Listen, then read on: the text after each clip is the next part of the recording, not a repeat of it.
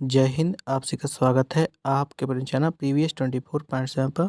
जितने भी केवीएस के एस्पिरेंट हैं, विशेष रूप से पीआरटी के, टीएसटी के और एनआईवीएस के, उनके लिए महत्वपूर्ण सूचना होने वाली है।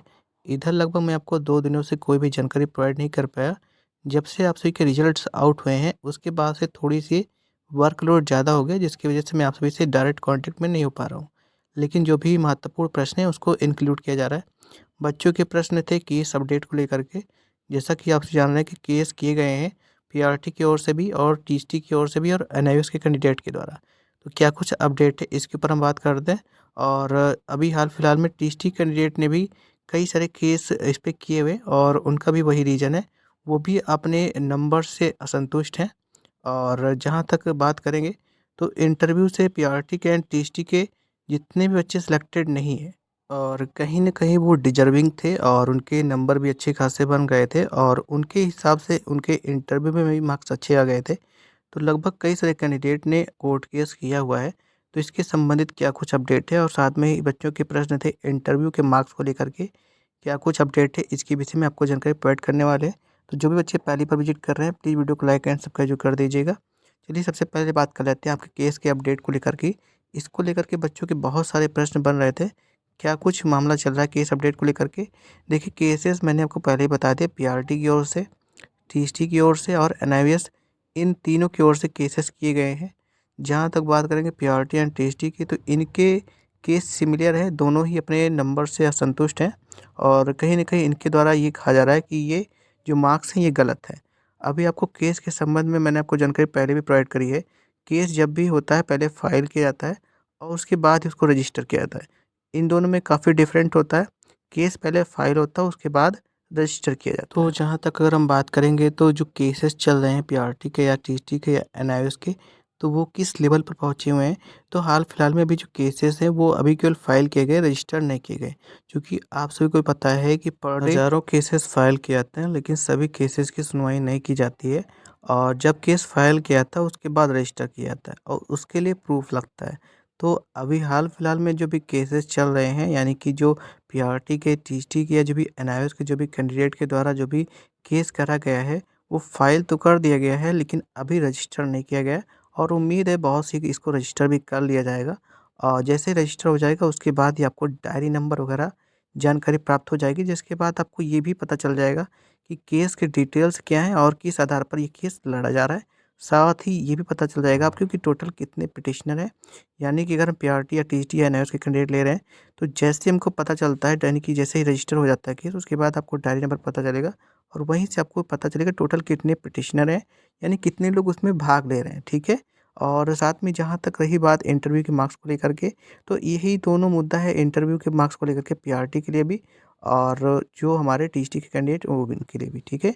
और दोनों कहीं न कहीं अपने इंटरव्यू के मार्क्स को लेकर के ही असंतुष्टि दिखाए हुए हैं। उदाहरण के तौर पे अगर आप समझने का प्रयास करेंगे, तो मान लीजिए कोई कैंडिडेट है जो कि पीआरटी का है और उसके 150 नंबर बने हैं या फिर 160 से भी ज़्यादा नंबर बन गए हैं और वो डिज़र्विंग कैंडिडेट था और उसके इंटरव्यू बहुत अच्छे गए थे, लेकिन उसका सिलेक्शन अगर उसका नहीं किया गया है, तो अभी आपको ये समझना होगा कि मान लीजिए वो जनरल कैटेगरी का, एसटी कैटेगरी का, अगर हम एसटी कैटेगरी का ही वो बच्चा ले लेते हैं जिसके नंबर 150, और एसटी कैटेगरी में बहुत सारे बच्चे ऐसे मैंने देखे हैं जिनके 150 या 150 के प्लस नंबर बने हुए हैं, ठीक है? तो मान लीजिए कि ये कोई कैंडिडेट है जिसको इसके 150 नंबर बन गए या 150 से ज़्यादा, तो उसको सिलेक्शन के लिए मात्र 30 नंबर चाहिए होंगे, ठीक है? अगर 30 नंबर के आस-पास भी उसको नंबर मिल जाते हैं तो 100% का सिलेक्शन हो जाता है। लेकिन अगर केस फाइल होता है तो आपके पास क्या प्रूफ रहेगा कि आपने इंटरव्यू में अच्छा परफॉर्मेंस किया है, ठीक है? तो ये चीज़ कहीं न कहीं इंटरव्यू में एक बहुत ही कह सकते हो कि माइनस पॉइंट हो सकती है बच्चे के लिए, क्योंकि इंटरव्यू के दौरान कहीं पर भी आप ये प्रूफ नहीं कर सकते हैं कि आपने इंटरव्यू में कैसा वो उस समय वहाँ पर कैसा परफॉर्म किया है, ठीक है? तो इंटरव्यू का ये जो तरीका है कहीं न कहीं गलत है और इंटरव्यू कराने का उद्देश्य सिर्फ़ इतना होता है कि बच्चे के अंदर से जो भी स्किल्स हैं या फिर जो भी चीज़ें हैं उसको निकाल सके। केवल ये देखना होता है कि बच्चे ने केवल रट करके एग्ज़ाम तो नहीं दिया है और बाकी जो भी उसके अंतर्गत स्किल्स हैं, बोलने का तरीका प्लस ड्रेसिंग सेंस एंड बात करने का तरीका, ये सारे स्किल्स देखने होते हैं। लेकिन कहीं न कहीं इसका गलत उपयोग तो ज़रूर किया गया है और ये 100% श्योर है कि कहीं न कहीं ये इसमें कुछ कैंडिडेट तो ऐसे ज़रूर थे जिनको गलत तरीके से इसमें एंट्री दी गई है, ठीक है? तो ये तो बच्चे समझ रहे हैं और जो भी बच्चे समझ रहे हैं उसका वो इसका सपोर्ट भी कर रहे हैं। तो मैं देखिए ये नहीं कह रहा हूँ कि सारे के सारे जितने भी पद हैं उन पे कहीं न कहीं गलत हुआ है और मैं ये भी नहीं कह रहा हूँ कि अगर पीआरटी में टोटल आपके 6400 पद हैं तो सारे के सारे, ठीक है? कहीं न कहीं उसमें 100, 200 या 300 पद तो ऐसे ज़रूर हैं, जिसमें कहीं न कहीं गलत तरीके से बच्चे को एंट्री दिलाई गई है, ठीक है? और जिसकी वजह से जो बहुत सारे कैंडिडेट हैं, जो कि डिज़र्विंग थे, जिनके 150 नंबर या उससे ऊपर बने हुए थे, उनका कहीं न कहीं रह गया कुछ मार्क्स की वजह से और प्लस इंटरव्यू के मार्क्स भी नहीं बताए गए। सेम यही जो है हमारे टीएसटी कैंडिडेट के साथ में भी हुआ है। इंटरव्यू के मार्क्स वगैरह नहीं बताए गए और वही वो भी अपने इंटरव्यू के नंबर को लेकर के ही असंतुष्टि दिखा रहे हैं और शेष आप सभी भी जान रहे हैं कहीं न कहीं इसमें कुछ न कुछ तो है। और जहाँ तक मेरा मानना है इंटरव्यू को कहीं न कहीं इसको समाप्त कर देना चाहिए। जिस तरीके से बाकी अन्य विभागों में भी आपने देखा है जैसे कि डी ट्रिपल एसपी आपका हो गया सबसे बहुत अच्छा उदाहरण है यहाँ पर और डी ट्रिपल एसपी में किसी भी तरीके से कोई भी इंटरव्यू नहीं कंडक्ट कराया जाता है। आप रिटन क्लियर करते हैं तो आप डायरेक्ट हो जाता है। देखिए इंटरव्यू ज़रूरी होता है कहीं न कहीं लेकिन इंटरव्यू का अगर गलत उपयोग हो रहा है तो बिल्कुल स्पष्ट रूप से इंटरव्यू को हटा देना चाहिए, ठीक है? अगर कोई बच्चा है जो कि कम से कम साल 2 साल से तैयारी कर रहा है, तो उसने रिटन की पहले तैयारी करी होगी, फिर उसके बाद उसने इंटरव्यू की कम से कम साल 2 साल से तैयारी ज़रूर की होगी। क्योंकि कोई बच्चा अगर रिटन में अगर 150 प्लस नंबर ला रहा है, तो ज़ाहिर-सी बात है कि वो अपने इंटरव्यू में अपने आप को पास कराने के लिए अपना पूरा मेहनत लगा देगा, है ना?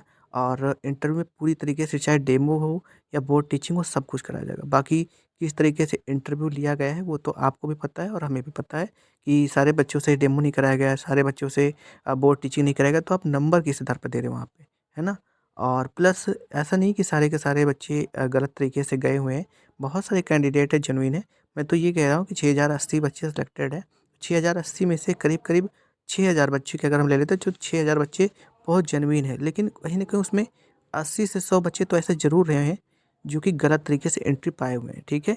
बाकी जो भी केसेस के जो भी रिज़ल्ट होंगे, जो भी इसके रिगार्डिंग जो भी अपडेट होगा और जो भी डायरी नंबर के माध्यम से जो भी जानकारी प्राप्त होगी, आपको हमारे चैनल पर ज़रूर देखने को मिलेगी। तो जो भी हमारे चैनल पर पहली बार विज़िट कर रहे हैं, प्लीज़ चैनल को लाइक एंड सब्सक्राइब ज़रूर कर दीजिएगा और बेल नोटिफ़िकेशन ऑन ज़रूर कर लीजिएगा, ठीक है? तो जो भी हमारे टीएसटी के कैंडिडेट के जो भी प्रश्न हैं या पीआरटी के हैं या फिर हमारे एनआईवीएस के जो भी कैंडिडेट हैं, उनके जो भी प्रश्न हैं प्लीज़ कमेंट में ज़रूर डाल दीजिएगा। आपके प्रश्न को इंक्लूड किया जाएगा।